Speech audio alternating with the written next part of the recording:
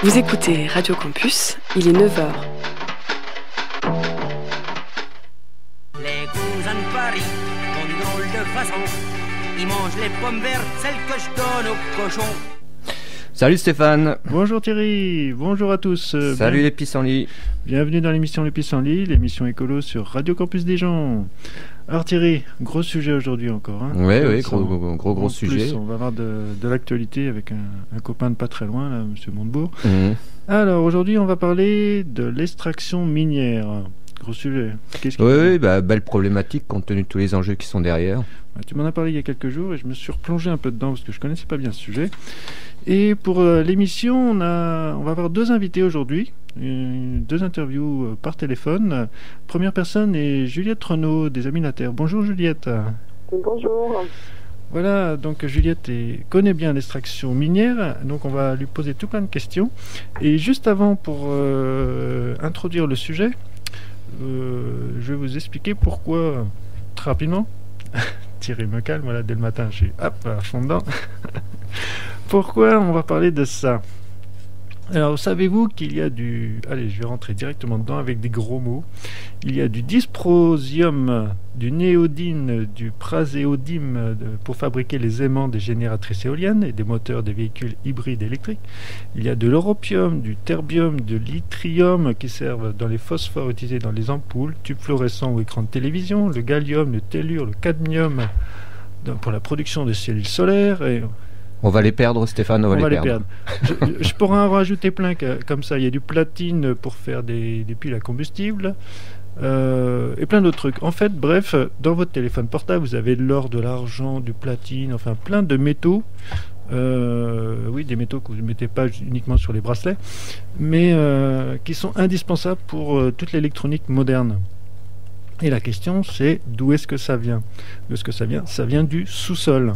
D'où l'extraction minière. Il faut aller creuser la roche pour avoir tout ça. Sinon, on ne peut pas fabriquer ces objets.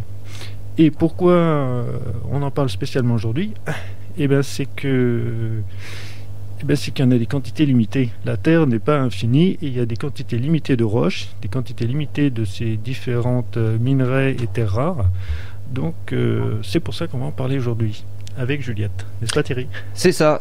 On a un peu l'habitude de parler du pic pétrolier et ça, mais enfin on a quand même 26 éléments du tableau de Mendeleïev qui sont en passe de disparaître dans les 50 ans qui viennent. Et effectivement, une bonne partie des perspectives qu'on essaye de nous tracer sont fondées dessus, donc ça pose quand même un gros souci. Un gros souci environnemental entre autres. Donc Juliette, justement, toi tu travailles aux Amis de la Terre, plus précisément sur l'extraction minière, c'est bien ça? Oui, en effet, je suis chargée de campagne sur les industries extractives. Donc, les industries extractives, ça regroupe beaucoup de choses. Donc, c'est à la fois tout ce qui est extraction d'hydrocarbures, le pétrole, le gaz, mais aussi tous les hydrocarbures non conventionnels. Donc, on connaît bien en France les débats sur les gaz de schiste, les pétroles de schiste, les gaz de couche, mais il y a aussi les sables bitumineux, par exemple. Et après, il y a tout le volet qui est en effet extraction minière. Donc voilà, comme disait Stéphane, on retrouve les métaux un peu partout et on n'est pas forcément au courant que tous nos produits dans la vie quotidienne, surtout tous les produits high-tech, électroniques, etc., sont remplis de ces métaux et que ces métaux, il y a un coût pour les extraire. Et ce coût, c'est un coût surtout environnemental et social qui est très élevé et souvent inacceptable. Et donc on a de nombreux conflits autour de ces méga projets miniers un peu partout dans le monde. Et tu peux nous donner des exemples justement pour entrer dans le vif du sujet? Alors déjà pour un peu remettre les choses pour visualiser, je pense que beaucoup de nos auditeurs peut-être quand ils pensent mines voient encore les mineurs avec les mines souterraines, un peu l'image qu'on a du 19e siècle. Ce qu'il faut savoir, c'est que s'il y a encore en effet des mines, des exploitations minières souterraines, on se rappelle il y a quelques années, les mineurs chiliens qui s'étaient retrouvés bloqués sous terre pendant, je crois que c'était un mois. Mais en fait, la plupart des projets aujourd'hui, c'est ce qu'on appelle les méga projets miniers à ciel ouvert.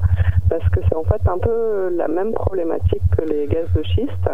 Avant, les métaux, on les trouvait de façon concentrée, donc c'était plus facile à extraire. Et maintenant, les métaux qui restent, ils sont disséminés dans la roche. C'est-à-dire qu'on a beaucoup de roches avec des tout petites particules de métaux, d'or, de cuivre, de nickel, etc. Et donc pour les récupérer, qu'est-ce qu'on fait? On fait tout simplement sauter des montagnes entières, on rase des forêts, etc. pour aller chercher les métaux qui sont mélangés soit à la roche, soit au sable. Et donc ça fait des destructions énormes pour récupérer quelques grammes d'or, de nickel, de cuivre ou de lithium.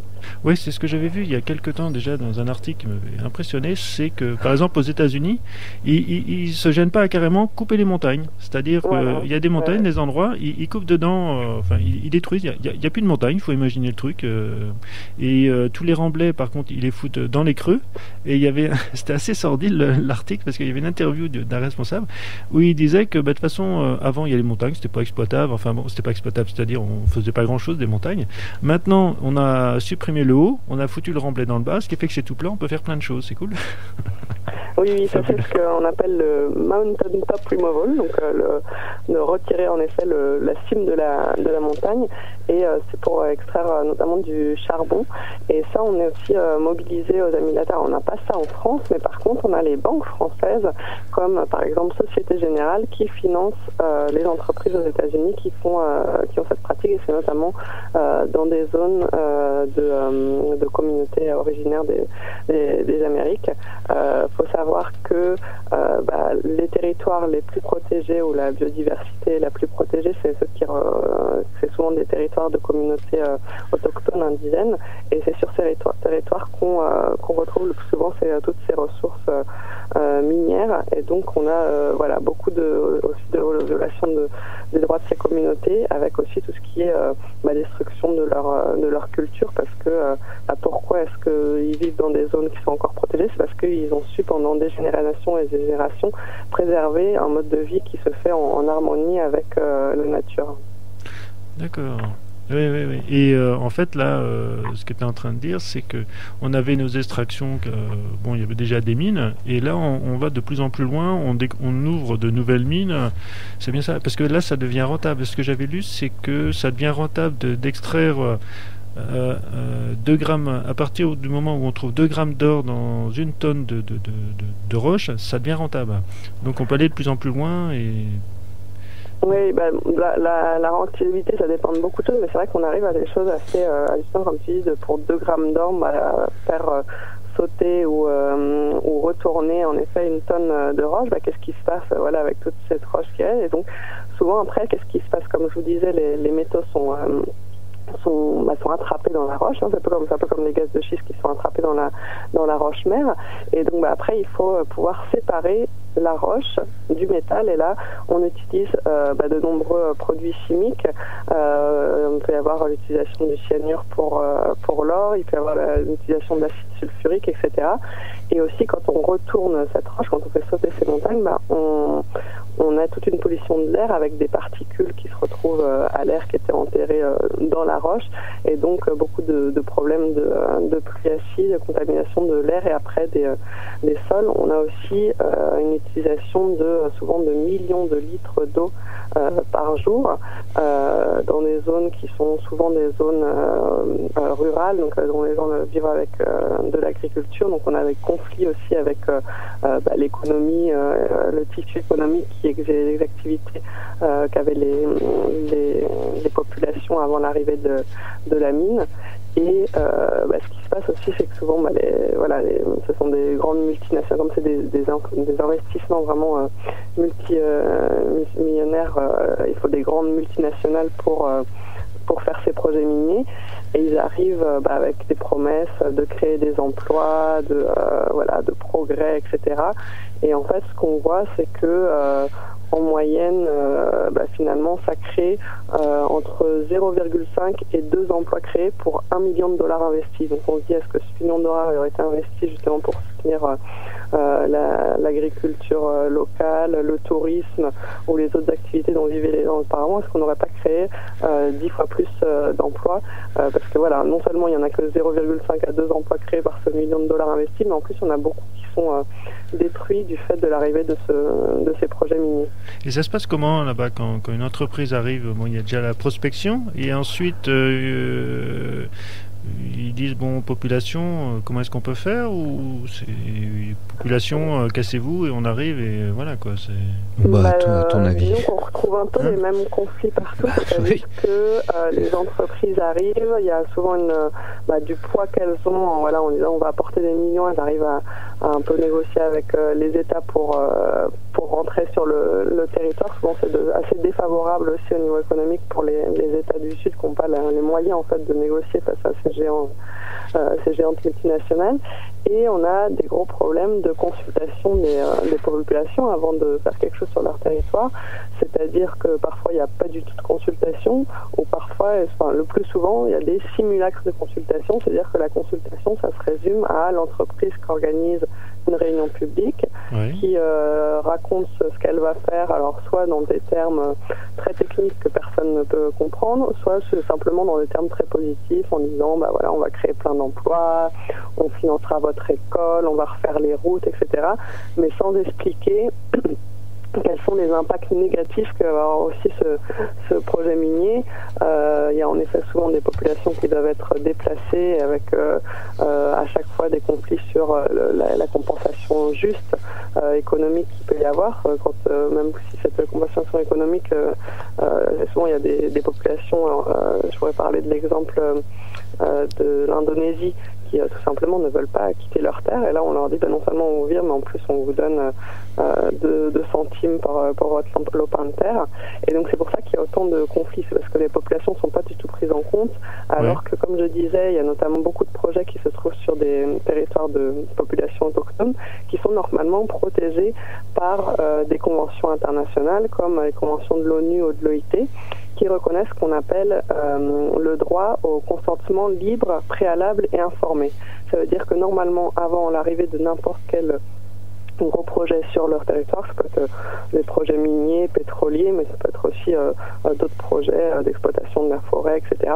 Normalement, ces communautés doivent être consultées, non seulement consultées, mais on doit obtenir leur consentement. C'est-à-dire qu'elles ont le droit de dire oui, j'accepte que l'entreprise vienne sur mon territoire et à quelles conditions économiques notamment, mais elles sont normalement dans la capacité de dire non. Sauf que finalement, cette capacité de dire non ne leur est jamais vraiment reconnue. Ouais, c'est ça, on leur explique pas, ou alors pas vraiment ce qui se passe, ou alors on leur laisse pas le choix. Disons qu'il y a souvent on voit des cas, notamment en Argentine, il y a un projet minier qui a été bloqué en Patagonie il y a quelques années, justement sur le fondement de cette convention de l'OIT, parce que donc non seulement, comme je disais, il y a ces simulacres de consultation, mais ils avaient organisé la consultation quand les communautés étaient en haut dans leur pâturage, parce que c'était le moment de l'été où ils quittaient pour emmener leurs bêtes là où il y a plus d'herbe, etc. Oui. Et donc tout simplement, ils étaient absents. Donc si les communautés qui sont les principales concernées ne sont pas là le jour de la consultation, et donc là cette fois-ci, ça n'arrive pas tous les jours, mais cette fois-ci vraiment la Cour de justice a suspendu le projet minier en disant qu'ils n'avaient pas respecté justement cette consultation préalable des populations. Ils sont assez cyniques parce que ces entreprises, donc ils se renseignent sur les habitudes des autochtones de façon à utiliser leur faiblesse quand même. C'est assez fort. Mais c'est non seulement ça, mais on a aussi des cas, ça va très loin, où il y a vraiment de l'espionnage quand les gens commencent à s'organiser militant contre l'arrivée du projet. Il y a de l'espionnage des leaders communautaires pour essayer de dire lui, qu'est-ce que je pourrais lui offrir, je sais pas, sa fille est malade, je vais lui offrir de lui payer le traitement médical, ou lui il y a tel truc et donc il y a vraiment les entreprises vont vraiment loin et malheureusement ces conflits, je disais qu'ils vont vraiment loin en Asie, en Amérique centrale, ça va jusqu'à au Mexique notamment, il y en a vraiment beaucoup, des assassinats des personnes qui sont opposées à l'arrivée des projets, à l'installation des projets miniers. Eh ben, dis donc, C'est cool. C'est cool, hein, tout ça pour avoir nos téléphones portables. Bon, bah, allez, on va se redonner un peu de joie de cœur avec un petit peu de musique, là. Et puis, on te reprend juste après, là, pour nous raconter un peu plus comment on peut agir avec les Amis de la Terre. Oui, on va écouter un morceau de Junior qui s'appelle Christine.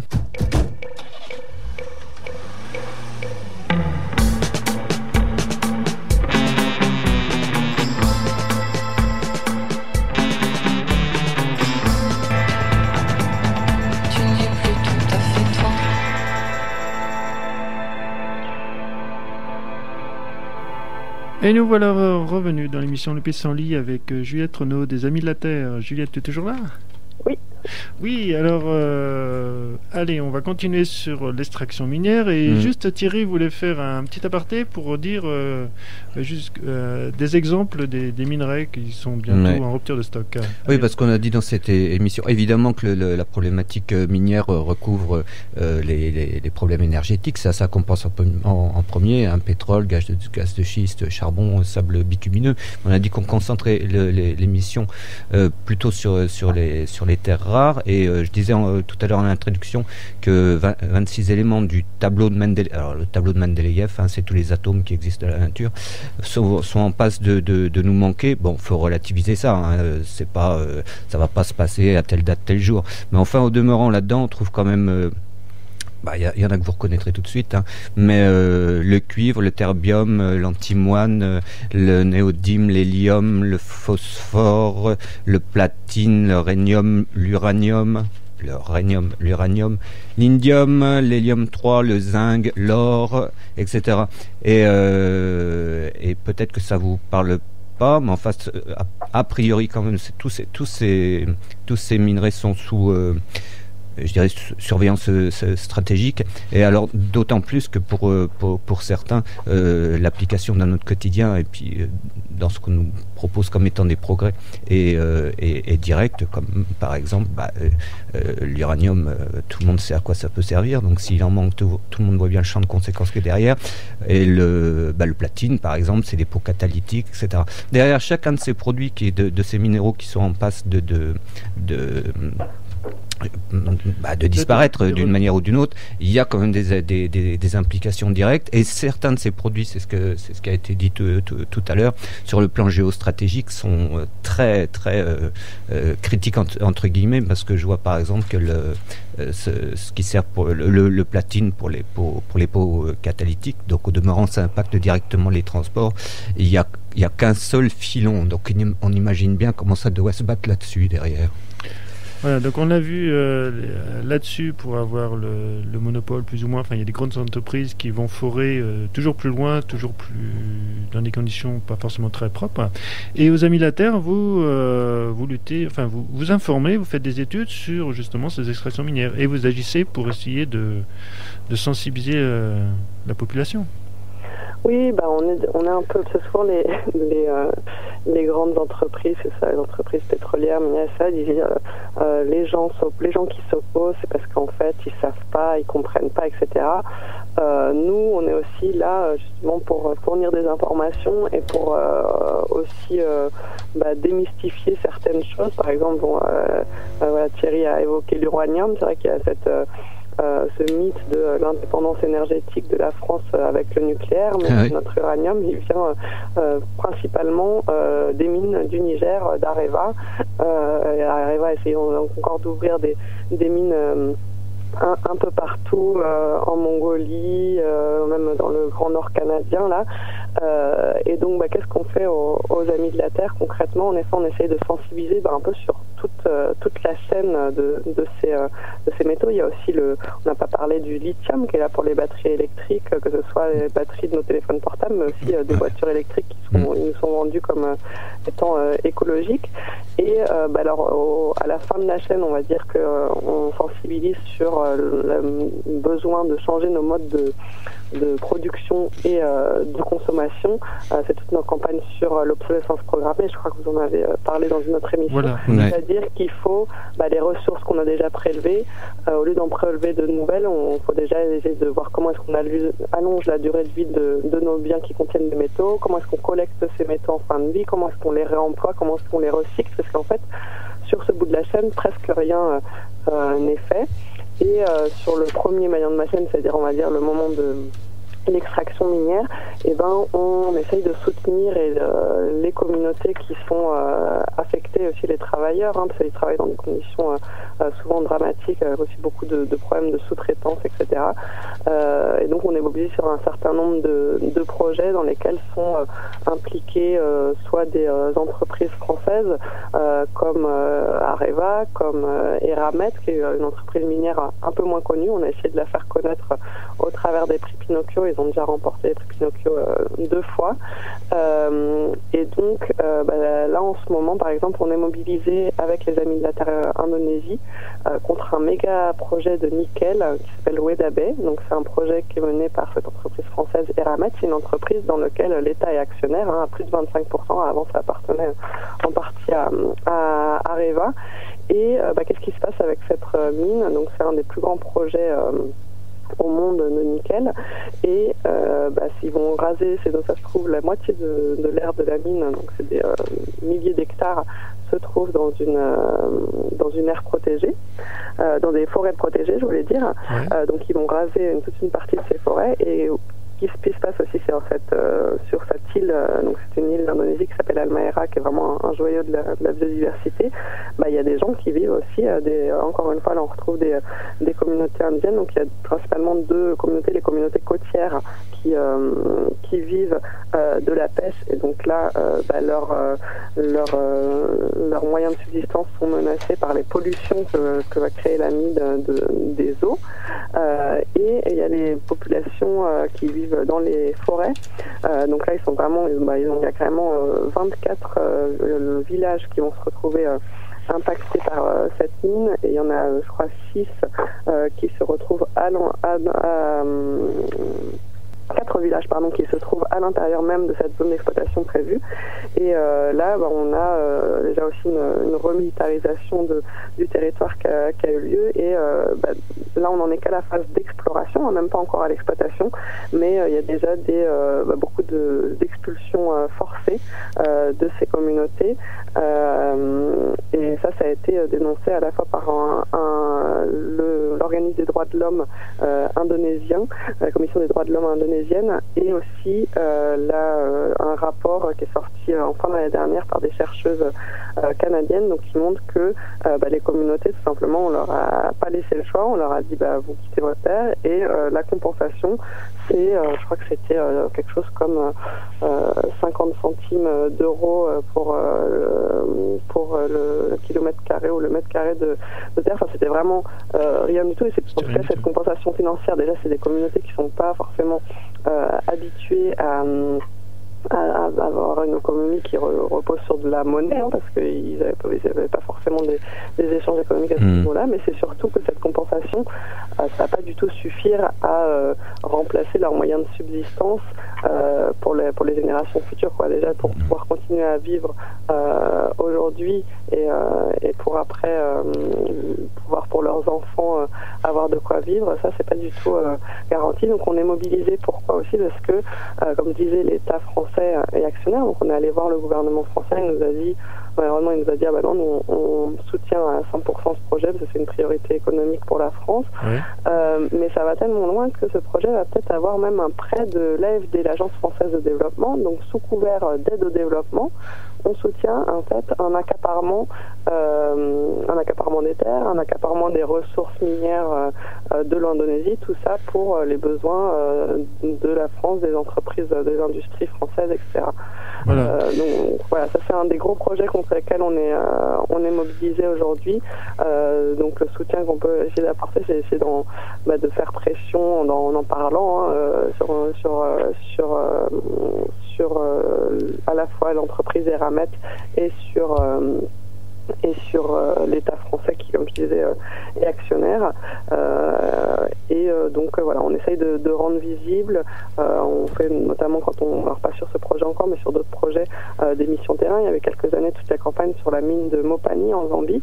Cette fois-ci, c'était pas une entreprise française, mais c'était une mine qui était financée, qui avait reçu un prêt de la Banque européenne d'investissement. Donc la Banque européenne d'investissement, c'est un peu la Banque mondiale de l'Europe. Donc pareil, aussi sous couvert d'investissement qui est de prêt qui doit être soutenir le développement. En fait, elle soutenait une entreprise Glencore, donc l'entreprise suisse. Et on a fait toute une campagne qui est allée jusqu'au fait que on a réussi à ce que la Banque mondiale ouvre une enquête et suspende ses prêts à Glencore, parce que voilà, une des choses dont on n'a pas parlé, c'est que souvent aussi ces grandes entreprises pratiquent l'évasion fiscale, et donc en plus et cumulent au niveau économique, que ce soit dans les pays d'origine ou dans les pays hôtes, on va dire, les pays où se trouvent les ressources, ils ne payent rien, ils gardent tous les profits pour eux. Dis donc. Je voudrais te poser une question. Tout à l'heure, au début, j'ai délibérément dit qu'il s'agissait d'atomes du tableau de Mendeleïev, pour la simple et bonne raison qu'il ne faut pas espérer qu'on pourra fabriquer, synthétiser du cuivre ou n'importe lequel de ces minéraux qui vont disparaître. C'est véritablement des choses qui vont disparaître et qu'on ne pourra pas remplacer. Et tout à l'heure, tu as parlé du bout de la chaîne, à savoir la récupération. La difficulté de la récupération là-dedans, c'est que beaucoup de ces métaux rares sont utilisés de façon quasi microscopique. C'est extrêmement difficile de les récupérer. Oui, mais comme c'était il y a des années vu comme tout à fait impossible d'exploiter certaines ressources minières parce que les particules minérales de ces métaux étaient disséminées dans la roche. Ils ont très bien réussi à trouver les moyens d'investir des milliards et des millions pour pouvoir retirer 2 grammes d'or dans une tonne de roche. Je pense que si ils investissaient dans la recherche, on trouverait, c'est un peu savoir où est-ce qu'on met nos priorités et nos investissements, et notamment les investissements de l'État, parce que comme je disais, parfois c'est subventionné par des prêts de banques publiques. Si on mettait plus dans la recherche, justement pour ce qui est le recyclage, la récupération des métaux, justement, et c'est pour ça que c'est aussi dans toute la question aussi de la conception des produits qui fait qu'ils ne sont pas du tout conçus aujourd'hui dans un but de pouvoir en effet recycler les différentes composantes et notamment les métaux qui les contiennent. Mais en tout cas, ce qui, comme je disais, mon ami Nathan, on soutient aussi les communautés qui sont mobilisées sur place. C'est vrai qu'on a ici en Europe notre responsabilité de cette possibilité, on va dire, de faire pression sur les entreprises qui exploitent, mais rien ne peut se faire sans la mobilisation au niveau local. Et il y a vraiment des projets qui ont réussi à être bloqués, vraiment arrêtés, juste par la mobilisation et l'organisation des populations. Vraiment, je connais bien le cas de l'Argentine pour y avoir vécu et travaillé avec les communautés là-bas pendant des années. Il y avait toute une articulation des communautés dans différentes zones du pays, qui ont par exemple réussi à bloquer l'accès de la route à un projet minier pendant un mois. Les camions étaient passés par différentes routes. À chaque fois, ils se retrouvaient avec un autre collectif, une autre assemblée citoyenne qui leur bloquait l'accès. Et il y a aussi un projet où il y a plusieurs entreprises qui se sont cassées le nez. Elles ont bloqué pendant plusieurs années l'accès à la mine. Une première entreprise canadienne, une deuxième entreprise canadienne, après une entreprise chinoise. Et toutes se sont retrouvées face à la résistance et la détermination des populations. Mais ce qu'il faut savoir, c'est comme je disais un peu plus tôt, souvent cette détermination fait face à la réponse qui trouve en face, c'est la répression. Parce qu'il y a bien souvent le soutien de l'État que ce soit l'État local, le gouvernement local ou le gouvernement national du pays. Donc ce qu'on essaye aussi, c'est de rendre visible, de dire quand il y a des répressions, etc. Parce que souvent les entreprises et les États réussissent à agir comme ça parce qu'il y a une censure, parce qu'on n'en parle pas, et donc il y a une impunité qui s'installe. Et pour finir, notre autre combat, c'est pour, donc là c'est au-delà de la seule question des entreprises minières, mais c'est pour la reconnaissance de la responsabilité légale des maisons mères des multinationales sur les activités de leurs filiales et sous-traitants, parce que souvent les entreprises profitent soit de législation plus faible dans les pays du Sud, soit du fait que la justice est corrompue, la justice en tout cas qu'il n'y a pas la justice est bloquée là-bas, donc les victimes n'ont pas possibilité d'avoir de recours, même s'il y a une loi qui existe. Et donc ce qu'on essaye, c'est d'ouvrir la porte des tribunaux en France, en Europe, à ces victimes, et en se disant que si les entreprises françaises pouvaient être poursuivies dans les tribunaux français pour ce qu'elles font en Indonésie, en Zambie, au Niger, etc., il faudrait un peu plus attention. Et là, il y a un grand sujet à suivre cette année. Donc, en fin d'année dernière, il y a une proposition de loi qui a été déposée par... gros sujet. Sur ce qu'on appelle le devoir de vigilance, et donc qui pourrait créer des sanctions aux entreprises si elles n'arrivent pas à montrer qu'elles ont mis en œuvre les mesures nécessaires pour prévenir ces dommages. Elles n'ont pas mis en œuvre les précautions nécessaires, que ce soit au niveau de leurs sous-traitants ou de leur finale, si elles n'ont pas mis les moyens nécessaires pour contrôler ce que faisaient leurs filiales, etc. Dans les autres pays, elles peuvent être tenues pour responsables ici en France. Et donc, bien sûr, les entreprises ne voient pas d'un très bon œil de cette loi, et donc ça va être un gros combat de pouvoir la faire voter. Bon, on l'aura compris, tu connais le sujet, mais à fond, c'est impressionnant. Quand on a préparé l'émission, on pensait qu'une demi-heure, on se doutait avec Thierry qu'on avait vite dépassé là au niveau de la technique. Il crie, il dit oh là. Donc moi, ce que je dis aux auditeurs, voilà, il y a les Amis de la Terre, vous l'avez compris, qui connaissent très bien le sujet.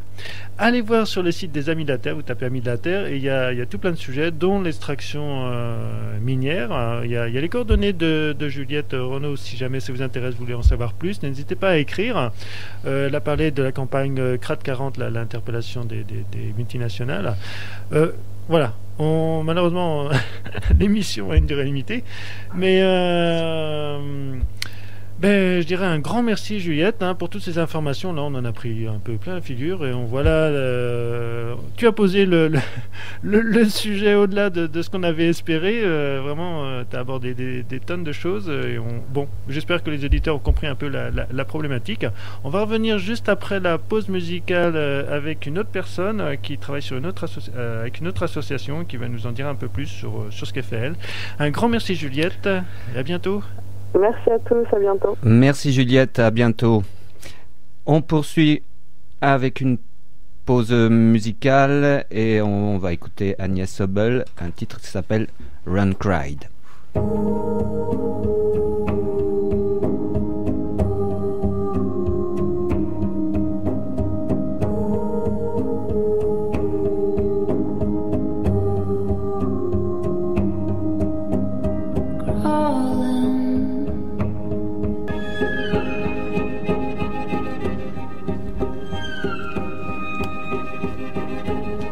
Ah que coucou, c'est le pissenlit, le retour. Voilà, nous voilà revenus sur les extractions minières. Et cette fois-là, maintenant, nous avons Anna Bednik de l'association que je prononce bien Aldea, Alternative au développement extractiviste et anthropocentré. Bonjour Anna. Bonjour Anna. Bonjour. Voilà. Et donc on a eu un instant une personne des Amis de la Terre, et en discutant avec Juliette, elle m'a appris justement l'existence de cette association alternative au développement extractiviste et anthropocentré. Est-ce que tu peux nous en dire quelques mots? Alors c'est pas vraiment une association, c'est plutôt un collectif de personnes. Bon, on peut dire que la différence elle est pas énorme. Disons qu'un collectif de personnes c'est quelque chose,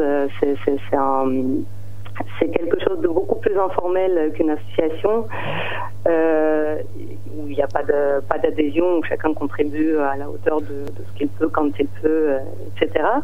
Alors c'est un collectif qui s'est formé en 2008 pour pouvoir informer sur tout ce qui est les mouvements socio-environnementaux ou anti-extractivistes, hein, donc c'est-à-dire les différents mouvements de résistance aux projets d'exploitation massive et destructrice des ressources naturelles, que ce soit des projets miniers, des projets pétroliers, des gros complexes agro-industriels, les monocultures forestières, etc. Donc justement en Amérique latine on appelle extractivisme.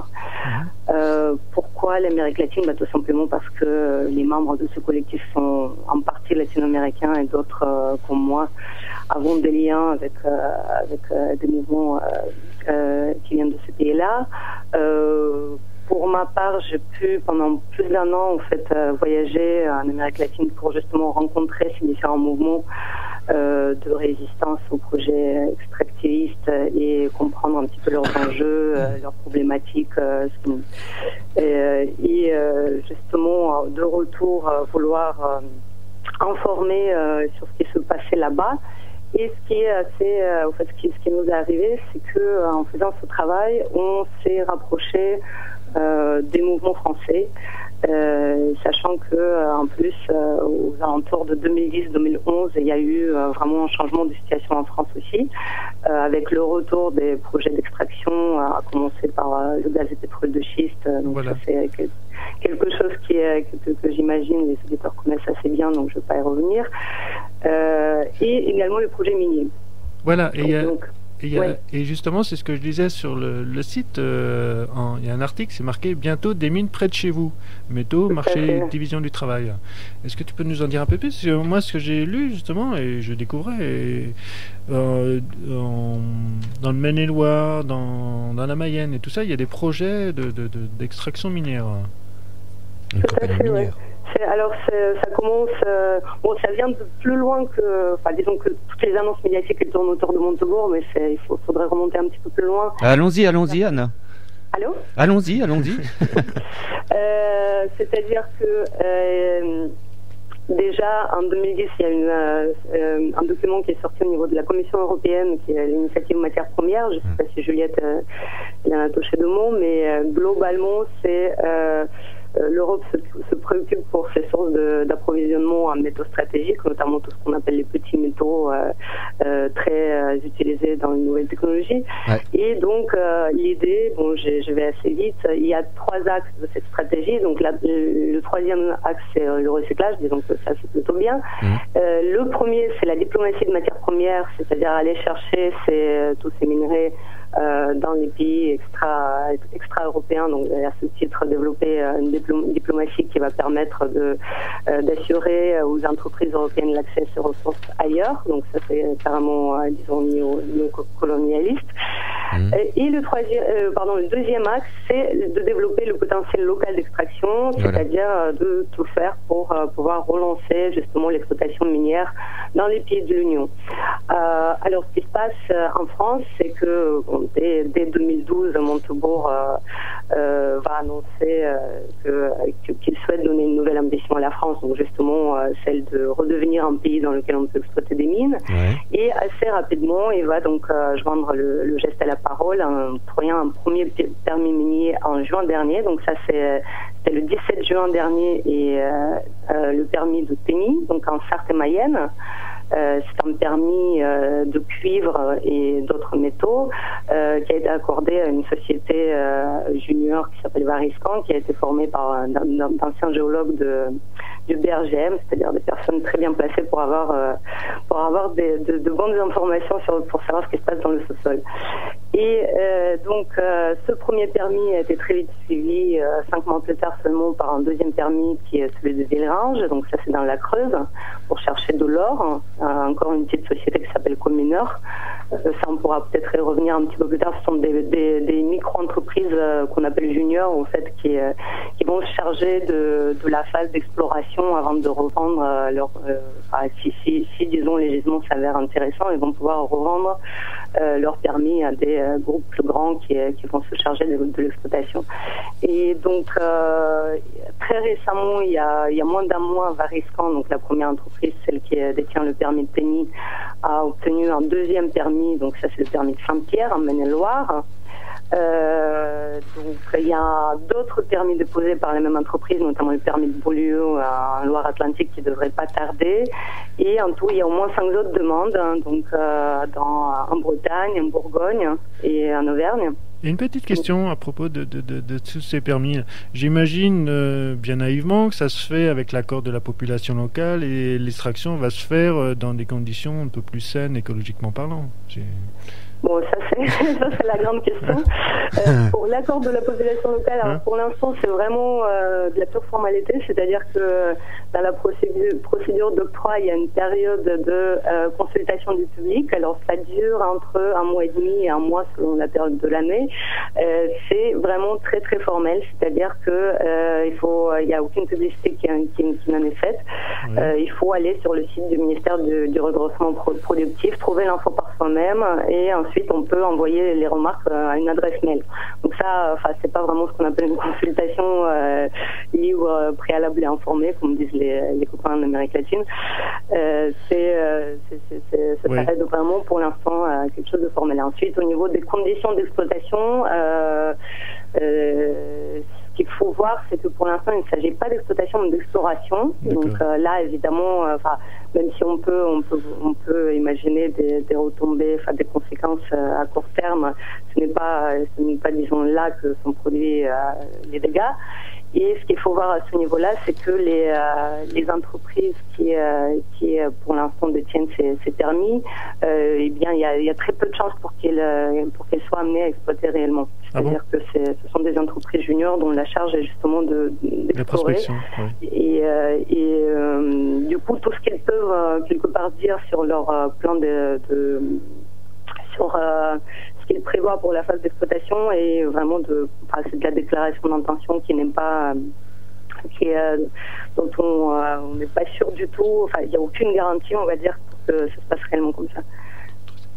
Voilà, bon d'accord. On voit qu'il y a aussi du local et on va faire une petite pause musicale rapide pour revenir sur ce sujet où il y a vraiment des tonnes et des tonnes de choses. C'est pas des tonnes de minerais, mais des tonnes de choses à dire. Pas mal, c'est la Thierry. Alors là, donc on revient après la pause. Thierry ? Oui, avec un titre de Daniel Avery, Knowing We'll Be There.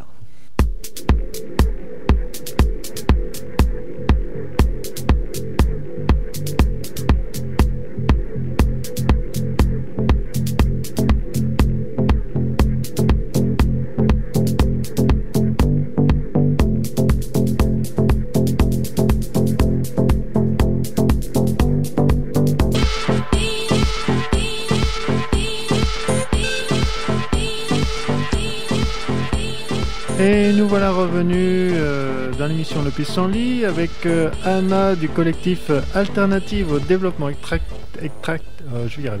extractiviste mais anthropocentré, pardon.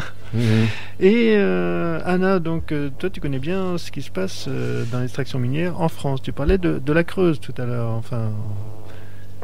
Anna ? De la Creuse et de la Sarthe-et-Mayenne, en fait. Voilà, aussi, ouais. 3 même départements où en ce moment c'est le plus chaud, on va dire. Et effectivement, donc le premier permis français a été accordé en Sarthe-et-Mayenne, donc le permis PENI.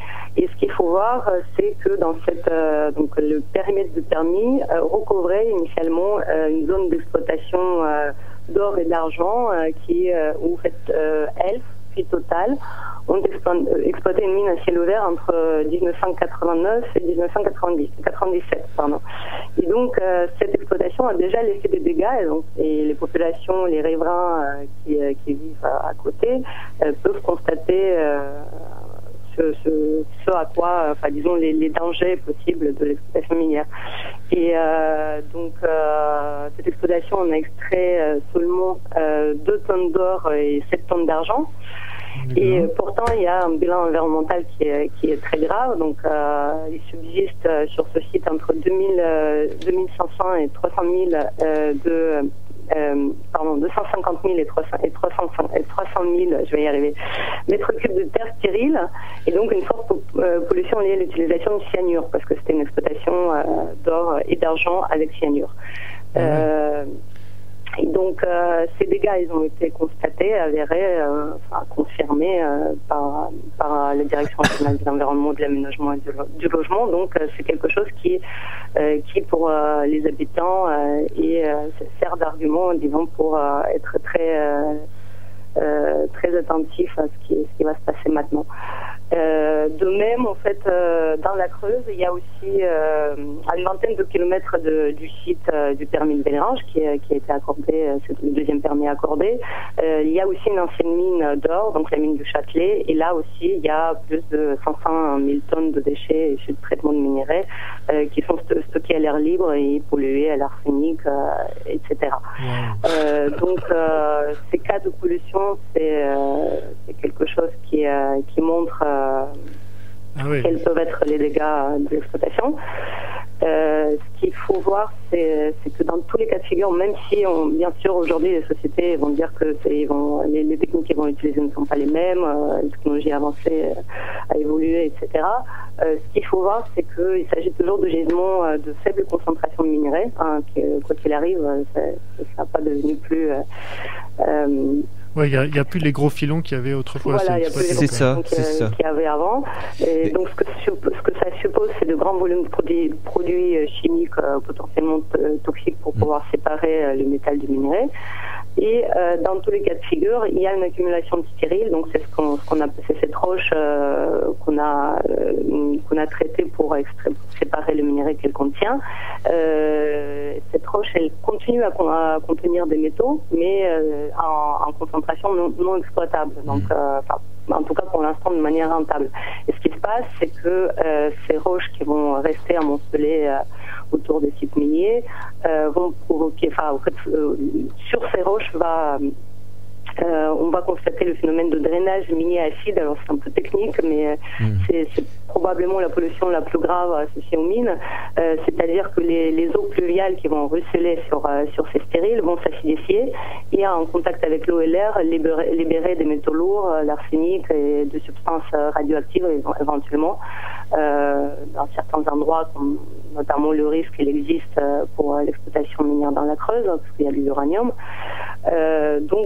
Et ce type de pollution peut durer jusqu'à plusieurs siècles, voire plusieurs milliers d'années, comme il y a des cas attestés, des mines exploitées par les Romains où il y a toujours des drainages miniers acides. Donc ça, c'est probablement le risque le plus grave et difficilement évitable. Et il faut mettre en arrière-plan derrière ce que tu viens de dire, c'est que l'or sera probablement un des premiers métaux à tirer sa révérence, parce que c'est probablement un de ceux dont les réserves sont les plus courtes. Et il faut ajouter à ça que néanmoins, à l'heure actuelle, il est indispensable dans beaucoup d'applications, en particulier dans l'électronique. Donc on comprend mieux pourquoi ça se bagarre. Oui. Et d'ailleurs, en préparant l'émission, on m'a fait une remarque qui est assez amusante. Camille Lecomte, des Amis de la Terre, dit régulièrement qu'il y a plus d'or dans une tonne de téléphone portable que dans une tonne de roche. C'est ça. On en revient à ce qu'on a un petit peu abordé tout à l'heure, c'est qu'en fait, il y a un gros boulot à faire effectivement sur le recyclage, mais complexe, parce que c'est dans de la toute petite quantité. C'est d'autant plus complexe en fait parce que disons que ce qu'il faut voir, c'est qu'aujourd'hui on multiplie ce qu'on appelle les usages dispersifs. C'est ça. C'est-à-dire, je ne sais pas si vous en avez déjà parlé en début de l'émission. Non, et j'ai vu ça sur ton site. Oui, vas-y, parle. Y compris dans les encres, les détergents, les pâtes dentifrice, etc. On va incorporer des métaux en très petite quantité dans les produits chimiques et divers objets de consommation courante, où finalement ces quantités de métaux vont être complètement perdues, définitivement perdues pour le recyclage. Et ça se passe aussi avec en fait, les deux gros problèmes qui sont posés aujourd'hui par rapport, en fait, pour pouvoir recycler les métaux facilement, c'est les alliages, c'est-à-dire qu'on associe plusieurs métaux et qu'ils deviennent difficiles à séparer ensuite. Et ces usages dispersifs, et donc là c'est carrément, il y a des choses assez incroyables, comme par exemple on utilise du sulfate de nickel ou du nitrate d'argent pour garder la fraîcheur des fleurs coupées, ou maintenant on parle des chaussettes anti-odeur ou nanoparticules d'argent, enfin ce genre de choses qui sont clairement, enfin donc on pourrait facilement s'en passer, je pense. Oui, il y a une liste sur le site là, donc je vais donner le site aldeah.org, alda.org, et il y a toute la liste justement de ce que tu es en train de dire. C'est absolument incroyable, quoi. Parce qu'il y en a quand même au milieu de tout ça, c'est véritablement du gâchis, hein, le zinc en particulier, hein. Enfin, il y a vraiment des choses là que c'est véritablement l'usage qu'on en fait. On pourrait véritablement jouer sur l'usage qu'on en fait. C'est sûr, ouais.